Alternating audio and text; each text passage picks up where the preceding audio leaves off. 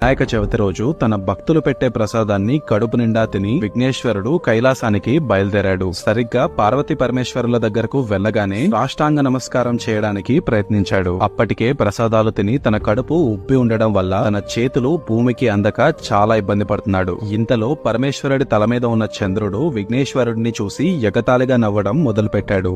రాజదృష్టి సోకితే రాళ్లైనా పిండవ్వాల్సిందే అన్నట్టుగా విఘ్నేశ్వరుడి పొట్ట పగిలిపోయి తను తిన్నవన్నీ బయటపడి అక్కడికక్కడే చనిపోతాడు. తన కొడుకు మరణాన్ని కళ్ల ముందే చూసిన పార్వతీదేవి అంతుపట్టలేని ఆవేశంతో ఆ క్షణం నుండి చంద్రుడి వైపు చూసిన ప్రతి ఒక్కరూ వాళ్ళు చెయ్యని తప్పులకు నిందించబడతారు అని శపించింది. ఈ శాపం కారణంగా భూలోకంలోని వారందరి మధ్య అనుమానాలు, నీలాపనిందలు మొదలయ్యాయి. ఈ విషయాన్ని వెంటనే సప్తఋషుల ద్వారా తెలుసుకున్న మహావిష్ణువు పొట్ట పగిలి మరణించిన విఘ్నేశ్వరుణ్ణి బ్రతికించి ఆయనకు అమరత్వాన్ని ప్రసాదించి పార్వతీదేవి కోపాన్ని తగ్గించాడు. మహావిష్ణువుతో పాటు వచ్చిన వాళ్ళందరూ ఈ శాపం వల్ల భూలోకంలోని ప్రజలు పడుతున్న కష్టాలను వివరించి తన శాపాన్ని వెనక్కి తీసుకోమని పార్వతీదేవిని ప్రాధేయపడ్డారు. అప్పటికే కొంచెం శాంతించిన పార్వతీదేవి ఏ చవితి రోజైతే చంద్రుడు విఘ్నేశ్వరుని చూసి ఎగతాళిగా నవ్వాడో ఆ రోజు మాత్రం ఎట్టి పరిస్థితుల్లో ఎవ్వరూ చంద్రుడిని చూడకూడదు. చూస్తే మాత్రం వాళ్లకు నీలాపనిందలు తప్పవు. మిగిలిన రోజుల్లో చంద్రుడిని చూసినా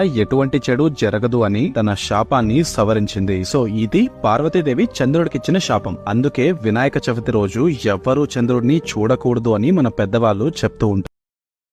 డౌన్లోడ్ షేర్ చాట్.